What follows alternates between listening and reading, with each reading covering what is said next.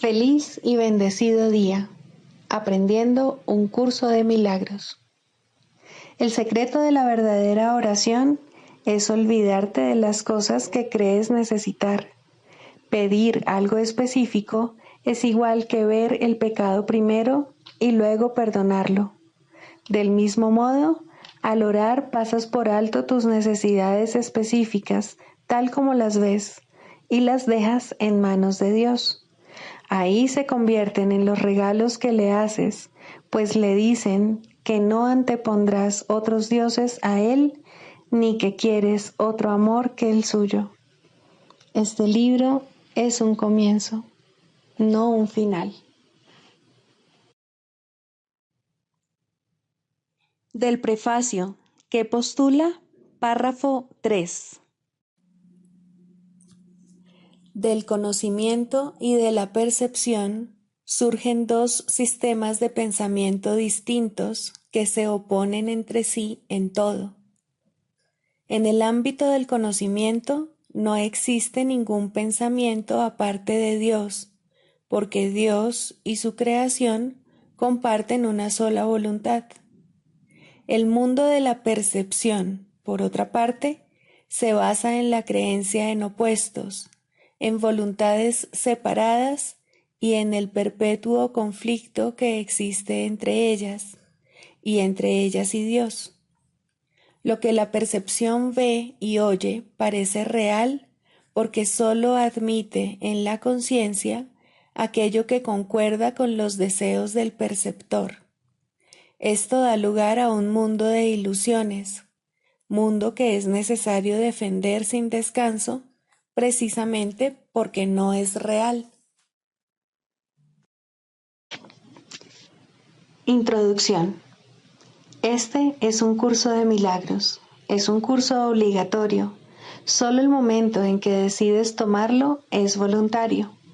Tener libre albedrío no quiere decir que tú mismo puedas establecer el plan de estudios. Significa únicamente que puedes elegir lo que quieres aprender en cualquier momento dado. Este curso no pretende enseñar el significado del amor, pues eso está más allá de lo que se puede enseñar. Pretende, no obstante, despejar los obstáculos que impiden experimentar la presencia del amor, el cual es tu herencia natural.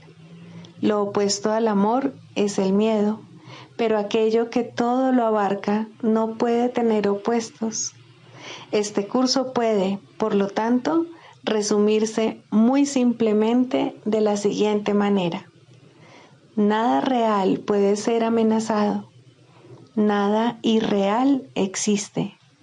En esto radica la paz de Dios. Capítulo 1. El significado de los milagros. Primero, principios de los milagros. Principio 30. Dado que los milagros reconocen el espíritu, ajustan los niveles de percepción y los muestran en su debido lugar. Esto sitúa al espíritu en el centro, desde donde puede comunicarse directamente. Capítulo 28. El deshacimiento del miedo. Segundo, la inversión de efecto y causa. Sin causa no puede haber efectos, mas sin efectos no puede haber causa. Lo que hace que una causa sea causa son sus efectos. El Padre es Padre por razón de su Hijo. Los efectos no crean su causa, pero sí establecen su condición de causa. De este modo, el Hijo otorga paternidad a su Creador y recibe el regalo que le ha dado. Y puesto que es el Hijo de Dios, tiene que ser a su vez un Padre, que crea tal como su Padre lo creó a él. El círculo de creación no tiene fin. Su punto de partida y su punto final son el mismo, pero dentro de sí encierra a todo el universo de la creación sin principio ni fin. La paternidad es creación. El amor tiene que extenderse. La pureza no está limitada en modo alguno. La naturaleza del inocente es ser eternamente libre, sin barreras ni limitaciones. La pureza, por lo tanto, no es algo propio del cuerpo, ni tampoco puede hallarse allí donde hay limitaciones. El cuerpo puede curar gracias a los efectos de la pureza, los cuales son tan ilimitados como ella misma. No obstante, toda curación tiene lugar cuando se reconoce que la mente no está dentro del cuerpo, que su inocencia es algo completamente aparte de él y que está allí donde reside la curación.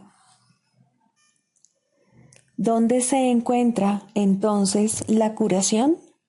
Únicamente allí donde a su causa se le confieren sus efectos, pues la enfermedad es un intento descabellado de adjudicar efectos a lo que carece de causa y de hacer de ello una causa. La enfermedad es siempre un intento por parte del Hijo de Dios de ser Él su propia causa y de no permitirse a sí mismo ser el Hijo de su Padre. Como consecuencia de este deseo irrealizable, Él no cree ser el efecto del amor, sino que Él mismo debe ser su propia causa debido a lo que es. La causa de la curación es la única causa de todo y solo tiene un efecto. En ese reconocimiento no se le adjudica ningún efecto a lo que carece de causa y no se percibe ninguno. Una mente contenida en un cuerpo y un mundo poblado de otros cuerpos, cada uno de ellos con una mente separada, es lo que constituye tus creaciones, y tú eres la otra mente que crea efectos diferentes de sí misma, y al ser su padre, tienes que ser como ellos. En realidad no ha ocurrido nada, excepto que te quedaste dormido y tuviste un sueño en el que eras un extraño para ti mismo y tan solo una parte del sueño de otro. El milagro no te despierta, sino que simplemente te muestra quién es el soñador. Te enseña que mientras estés dormido, puedes elegir entre diferentes sueños dependiendo del propósito que le hayas adscrito a tu soñar. ¿Deseas sueños de curación o sueños de muerte? Un sueño es como una memoria, en el sentido de que te presenta las imágenes que quieres que se te muestren. Todos tus retazos de memorias y sueños se conservan en un almacén vacío, cuyas puertas están abiertas de par en par. Pero si tú eres el soñador, puedes percibir cuando menos esto, que tú eres el causante del sueño y, por lo tanto, que puedes aceptar otro sueño. Pero para que este cambio en el contenido del sueño tenga lugar, es esencial que te des cuenta de que fuiste tú quien soñó el sueño que no te gusta, pues no es otra cosa que un efecto que tú causaste y del que ya no quieres ser la causa. Cuando los sueños son de asesinato y ataque, tú eres la víctima en un cuerpo moribundo que ha sido herido. Pero cuando los sueños son de perdón, a nadie se le pide ser la víctima o el que padece. Estos son los sueños felices que el milagro te ofrece a cambio de los tuyos. No te pide que concibas otro sueño, sino solo que te des cuenta de que inventaste el que quieres intercambiar por los de perdón. Este mundo carece de causa, al igual que todos los sueños que nadie jamás haya tenido en él. Ningún plan es posible en él, ni hay nada que sea comprensible. ¿Qué otra cosa se puede esperar de lo que no tiene causa? Sin embargo, si no tiene causa, tampoco tiene propósito. Puedes ser el causante de un sueño, pero jamás podrás hacer que tus efectos sean reales, pues ello cambiaría su causa, y eso es precisamente lo que no puedes hacer. El soñador de un sueño no está despierto ni sabe que duerme. En sus sueños tiene fantasías de estar enfermo o sano, deprimido o feliz, pero sin una causa estable con efectos garantizados. El milagro establece que estás teniendo un sueño y que su contenido no es real. Este es un paso crucial a la hora de lidiar con ilusiones. Nadie tiene miedo de ellas cuando se da cuenta de que fue él mismo quien las inventó. Lo que mantenía vivo al miedo era que él no veía que él mismo era el autor del sueño y no una de sus figuras. Él se causa a sí mismo lo que sueña que le causó a su hermano. Y esto es todo lo que el sueño ha hecho y lo que le ha ofrecido para mostrarle que sus deseos se han cumplido. Y así, él teme su propio ataque, pero lo ve venir de la mano de otro.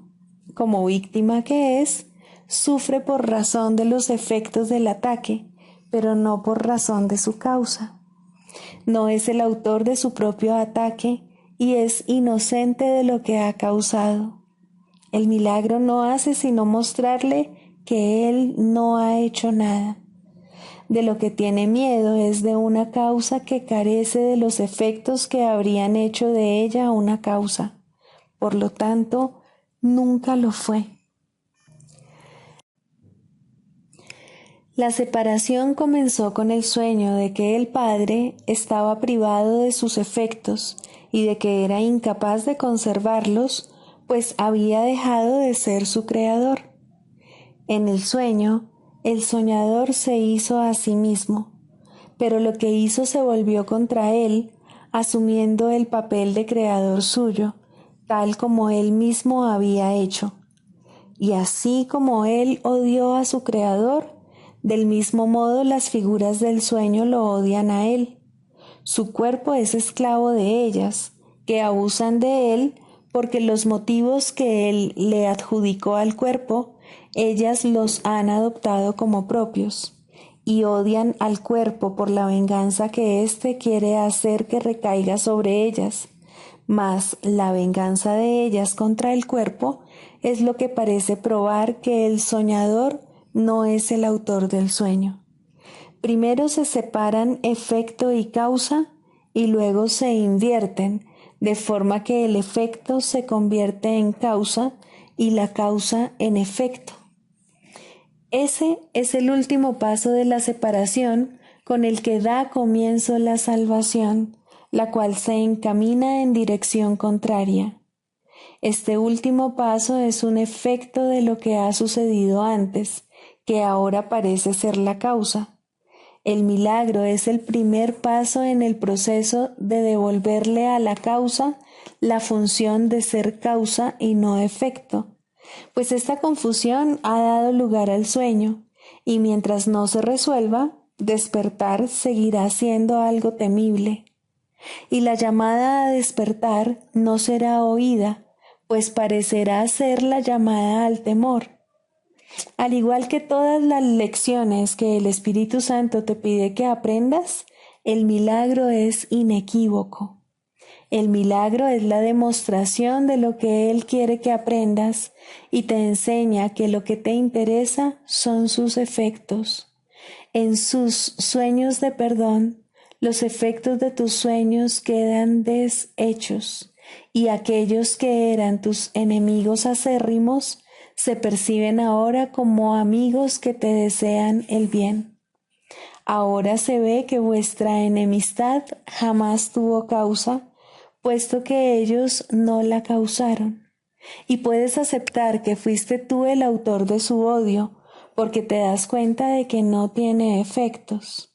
Te has liberado del sueño lo suficiente como para darte cuenta de que el mundo es neutral y de que no es necesario tener miedo de los cuerpos que parecen moverse por él como entes separados.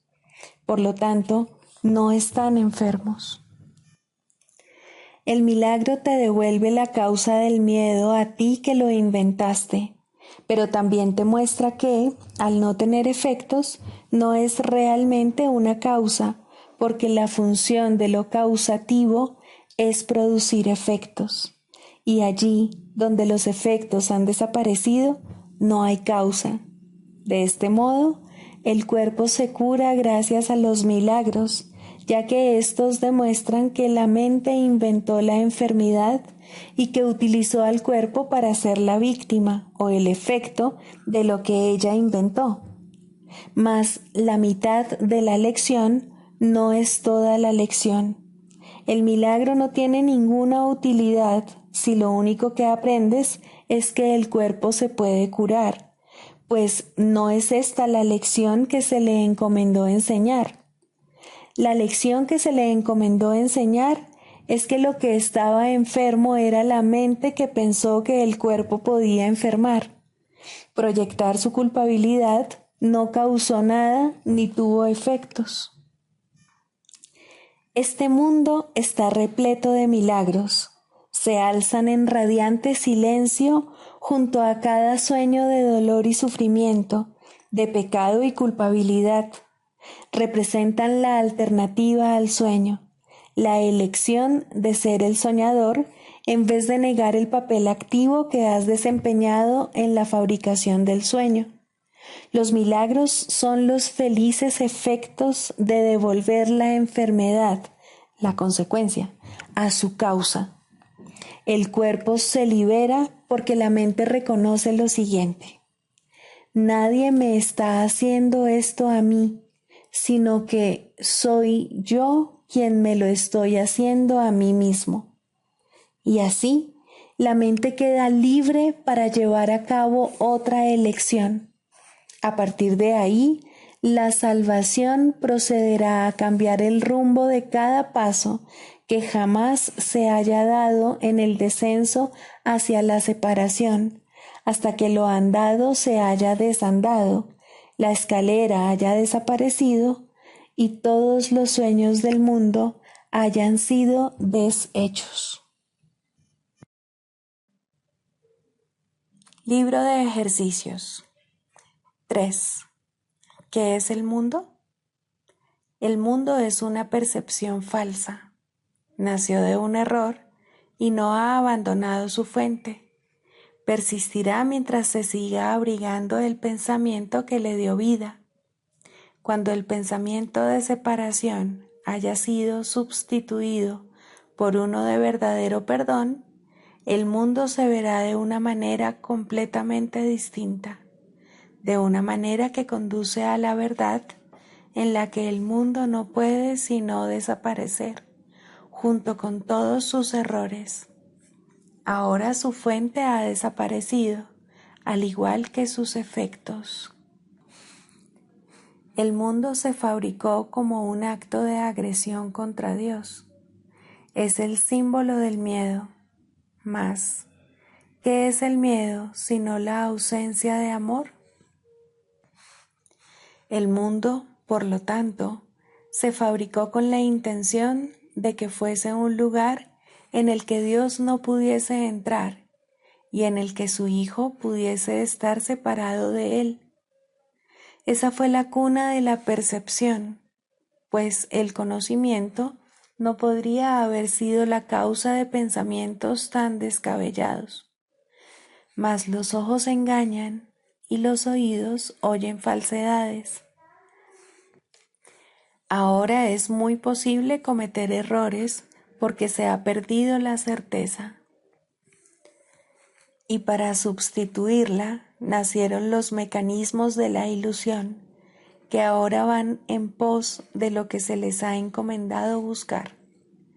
Su finalidad es servir el propósito para el que se fabricó el mundo, de modo que diese testimonio de él y lo hiciera real.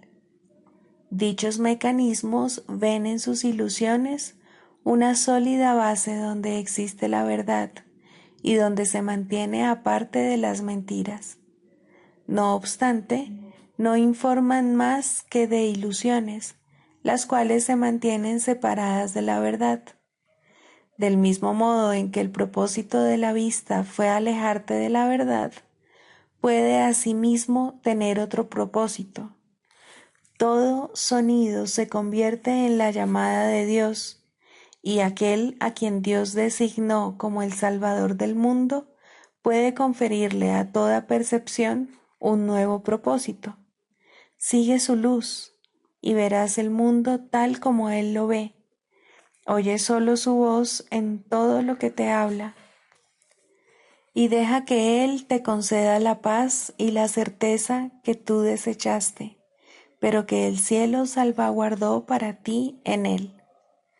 No nos quedemos tranquilos hasta que el mundo se haya unido a nuestra nueva percepción. No nos demos por satisfechos hasta que el perdón sea total, y no intentemos cambiar nuestra función. Tenemos que salvar al mundo, pues nosotros que lo fabricamos tenemos que contemplarlo a través de los ojos de Cristo, de modo que aquello que se concibió para que muriese pueda ser restituido a la vida eterna. Lección 247.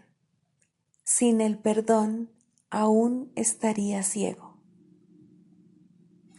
El pecado es el símbolo del ataque. Si lo veo en alguna parte, sufriré, pues el perdón es el único medio por el que puedo alcanzar la visión de Cristo. Permítaseme aceptar que lo que su visión me muestra es la simple verdad y sanaré completamente. Ven, hermano, déjame contemplarte. Tu hermosura es el reflejo de la mía, tu impecabilidad la mía propia. Has sido perdonado y yo junto contigo. Así es como quiero ver a todo el mundo hoy. Mis hermanos son tus hijos. Tu paternidad los creó y me los confió como parte de ti, así como de mi propio ser. Hoy te honro a través de ellos y así espero en este día poder reconocer mi ser. Manual para el maestro. 4. ¿Cuáles son las características de los maestros de Dios? Las características superficiales de los maestros de Dios no son en modo alguno similares. Si se les mira con los ojos del cuerpo, se observa que no hay parecido entre ellos, que vienen de ambientes totalmente distintos, que sus experiencias acerca del mundo varían enormemente y que sus personalidades externas son muy diversas. Durante las primeras etapas en el desempeño de su función como maestros de Dios, no han adquirido todavía las profundas características que los establecerán como lo que son. Dios concede dones especiales a sus maestros, porque tienen un papel especial que desempeñar en su plan para la expiación. El que sean especiales es, por supuesto, una condición estrictamente temporal, establecida en el tiempo, a fin de que les lleve más allá de él.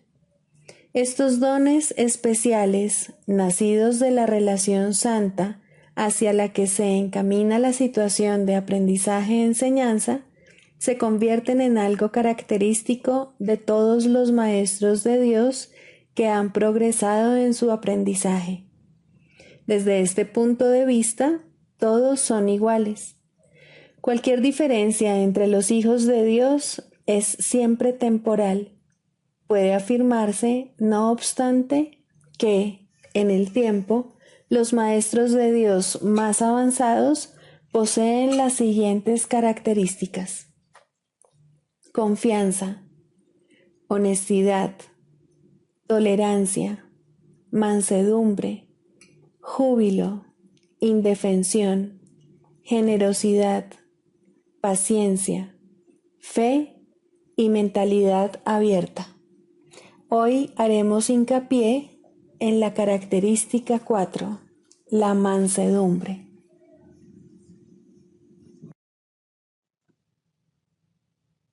Del Manual para el Maestro, pregunta 4. ¿Cuáles son las características de los maestros de Dios? 4. Mansedumbre. Para los maestros de Dios, el daño es algo imposible. No pueden infligirlo ni sufrirlo. El daño es el resultado de juzgar. Es el acto deshonesto que sigue a un pensamiento deshonesto. Es un veredicto de culpabilidad contra un hermano y por ende contra uno mismo. Representa el fin de la paz y la negación del aprendizaje. Demuestra la ausencia del plan de aprendizaje de Dios y el hecho de haber sido sustituido por la demencia. Todo maestro de Dios tiene que aprender, y bastante pronto en su proceso de formación, que hacer daño borra completamente su función de su conciencia. Hacer daño le confundirá y le hará abrigar sospechas y sentir ira y temor. Hará que le resulte imposible aprender las lecciones del Espíritu Santo. Tampoco podrá oír al Maestro de Dios, quien solo puede ser oído por aquellos que se dan cuenta de que hacer daño, de hecho, no lleva a ninguna parte y de que nada provechoso puede proceder de ello. Los maestros de Dios, por lo tanto, son completamente mansos. Necesitan la fuerza de la mansedumbre, pues gracias a ella, la función de la salvación se vuelve fácil. Para los que hacen daño, llevar a cabo dicha función es imposible. Pero para quienes el daño no tiene significado, la función de la salvación es sencillamente algo natural. ¿Qué otra elección, sino esta, tiene sentido para el que está en su sano juicio? ¿Quién, de percibir un camino que conduce al cielo, elegiría el infierno?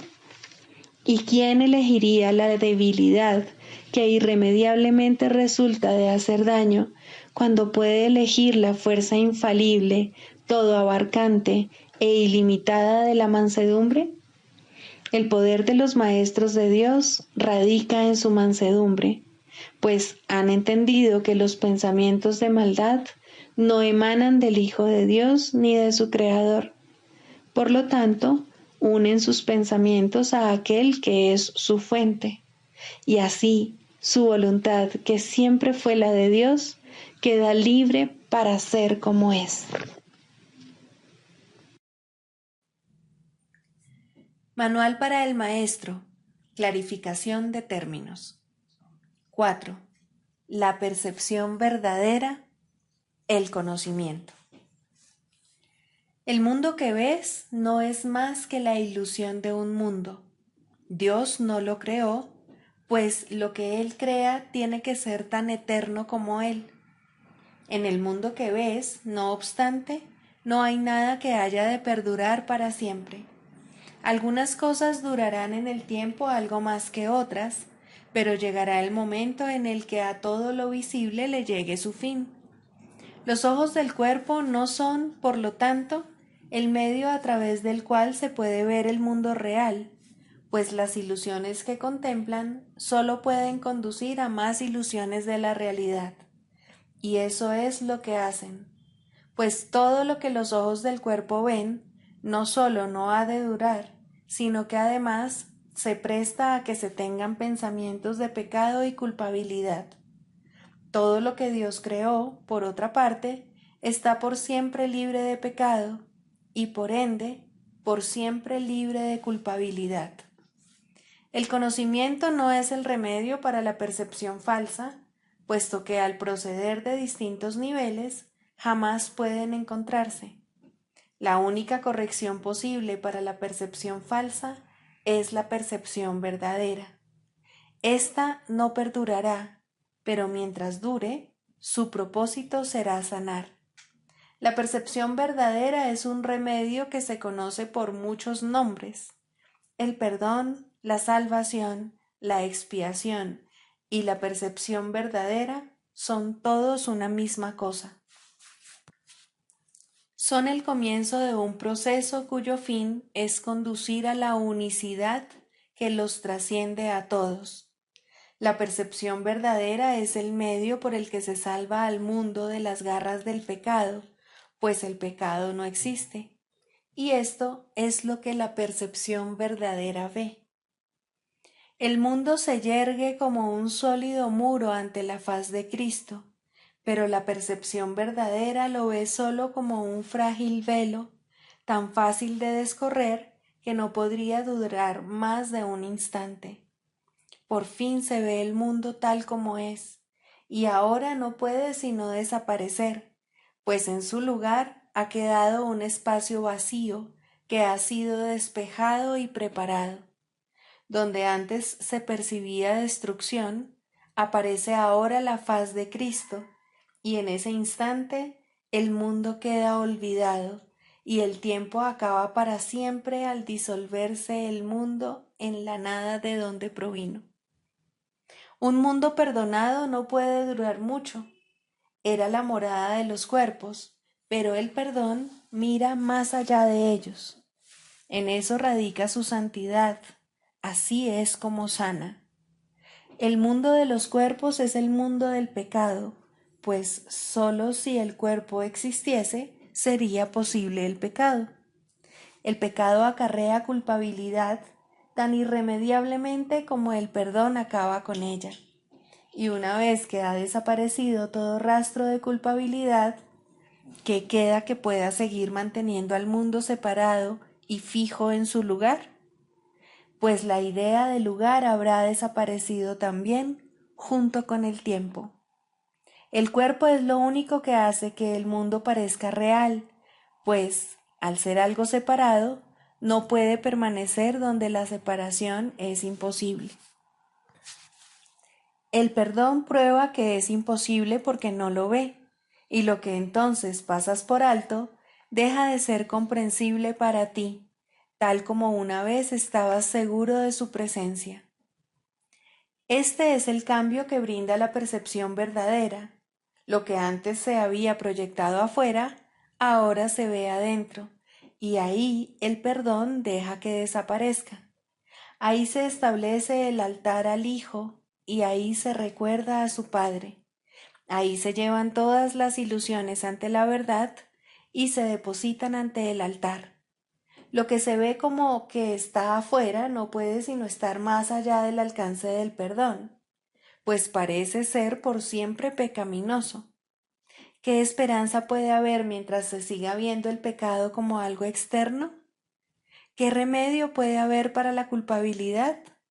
Mas, al ver a la culpabilidad y al perdón dentro de tu mente, estos se encuentran juntos por un instante, uno al lado del otro, ante un solo altar. Ahí, por fin, la enfermedad y su único remedio se unen en un destello de luz curativa. Dios ha venido a proclamar lo que es suyo. El perdón se ha consumado. Y ahora el conocimiento de Dios, inmutable, absoluto, puro y completamente comprensible, entra en su reino. Ya no hay percepción, ni falsa ni verdadera. Ya no hay perdón, pues su tarea ha finalizado. Ya no hay cuerpos, pues han desaparecido ante la deslumbrante luz del altar del Hijo de Dios. Dios sabe que ese altar es el suyo, así como el de su Hijo. Y ahí se unen, pues ahí el resplandor de la faz de Cristo ha hecho desaparecer el último instante del tiempo, y ahora la última percepción del mundo no tiene propósito ni causa, pues ahí donde el recuerdo de Dios ha llegado finalmente, no hay jornada, ni creencia en el pecado, ni paredes, ni cuerpos. Y la sombría atracción de la culpabilidad y de la muerte se extingue para siempre. Oh hermanos míos, si tan solo supierais cuánta paz os envolverá y os mantendrá a salvo, puros y amados en la mente de Dios, no haríais más que apresuraros a encontraros con Él en su altar. Santificados sean vuestros nombres y el suyo, pues se unen ahí en ese santo lugar. Ahí Él se inclina para elevaros hasta Él, liberándoos de las ilusiones para llevaros a la santidad, liberándoos del mundo para conduciros a la eternidad, liberándoos de todo temor y devolviéndoos al amor. Psicoterapia. Segundo, el proceso de la psicoterapia. Introducción. La psicoterapia es un proceso que cambia la visión del yo. A lo sumo, este nuevo yo es un concepto de sí mismo más beneficioso, pero no puede esperarse que la psicoterapia establezca qué es realidad. Esa no es su función. Si logra abrirle paso a la realidad, ha alcanzado su máximo éxito. Toda su función, al final, consiste en ayudar al paciente a manejar un error fundamental: la creencia de que la ira le ofrece algo que en realidad desea y de que al justificar el ataque se está protegiendo a sí mismo. En la medida en que llegue a darse cuenta de que esto es un error, en esa misma medida se ha salvado realmente. Los pacientes no entran en una relación terapéutica con este objetivo en mente. Por el contrario, tales conceptos significan poco para ellos o no necesitarían ayuda.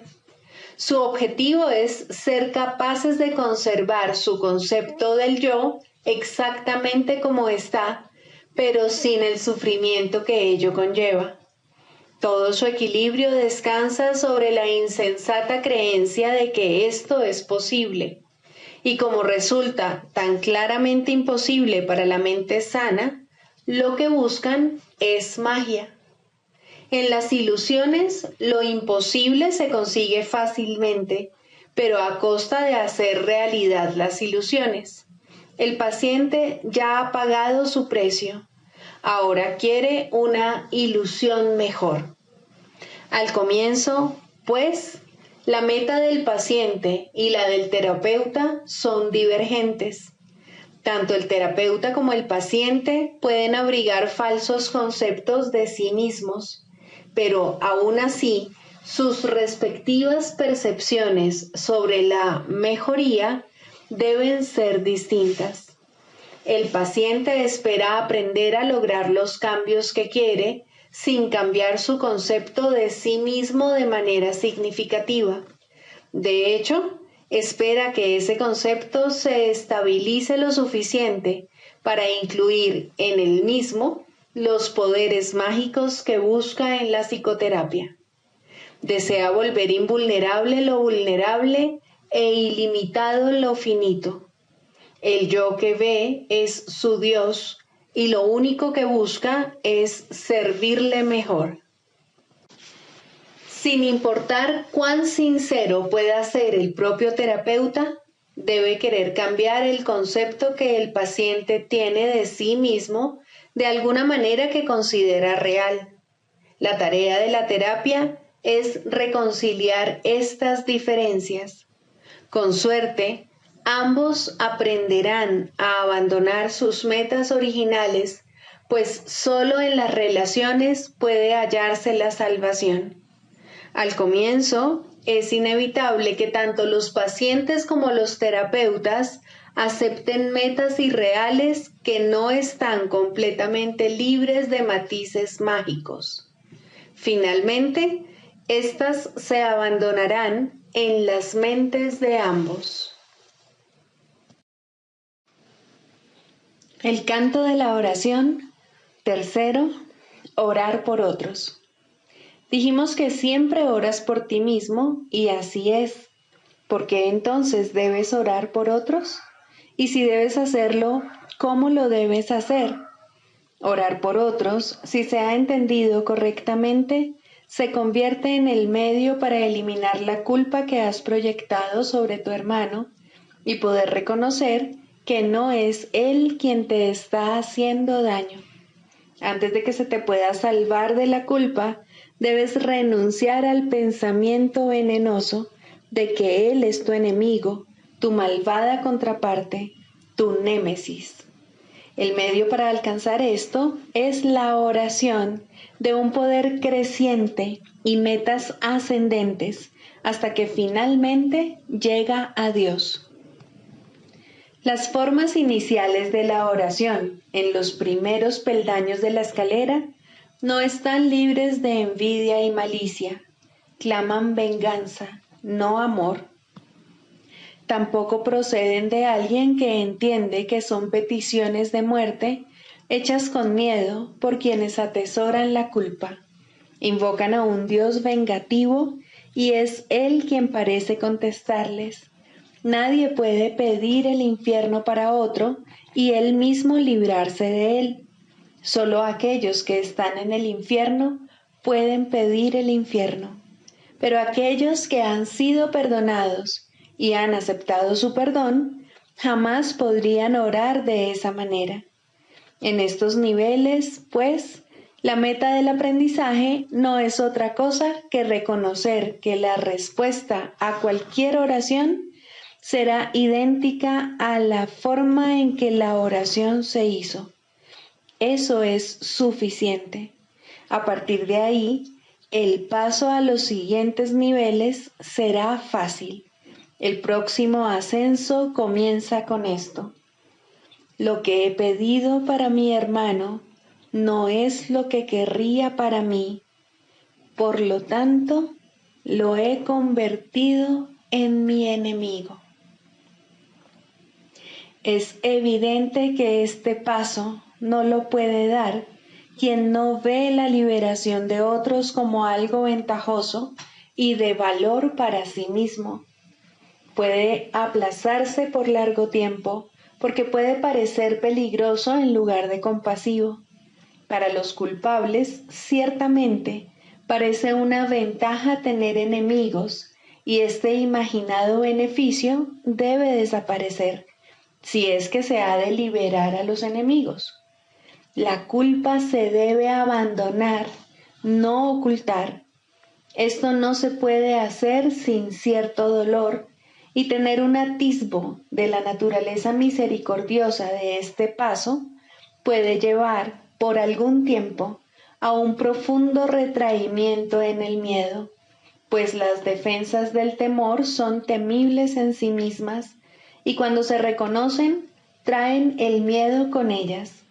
No obstante, ¿qué ventaja le ha reportado jamás a un prisionero la ilusión del escape? Su verdadero escape de la culpa radica únicamente en el reconocimiento de que la culpa ha desaparecido. Mas, ¿cómo puede reconocerse esto mientras la oculte en otro y no vea que es la suya propia? El miedo a escapar hace difícil dar la bienvenida a la libertad y convertir a un enemigo en carcelero parece ofrecer seguridad. ¿Cómo, entonces, se le puede librar sin que se apodere de ti un profundo miedo? Has hecho de él tu salvación y tu escape de la culpa. Tu inversión en esta forma de escape es enorme y el miedo de renunciar a ella es grande en verdad. Aquíétate por un instante ahora mismo y piensa en lo que has hecho. No olvides que fuiste tú quien lo hizo y quien puede, por lo tanto, dejarlo ir. Extiende la mano. Este enemigo ha venido a bendecirte. Acepta su bendición y siente tu corazón elevarse y tu miedo desaparecer. No te aferres al miedo ni a él. Él es un hijo de Dios al igual que tú. No es un carcelero, sino un mensajero de Cristo. Sé esto para él, para que él lo sea para ti. No es fácil darse cuenta de que orar para pedir cosas, posición social, amor humano, regalos externos de la clase que sean, siempre se hace para establecer carceleros y ocultarse de la culpa. Estas cosas se emplean como metas que sustituyen a Dios y por lo tanto distorsionan el propósito de la oración. Desearlas es orar por ellas. Uno no necesita pedir explícitamente.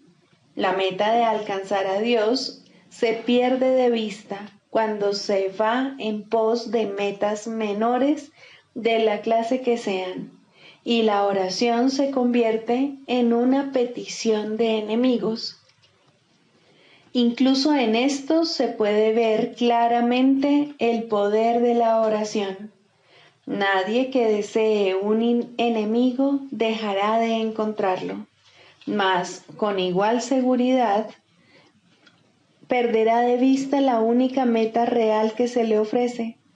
Piensa en el costo que ello supone y compréndelo bien. Todas las demás metas son a costa de Dios. Sigamos a Jesús haciendo del perdón algo tan natural como respirar y algo tan vital como el aire.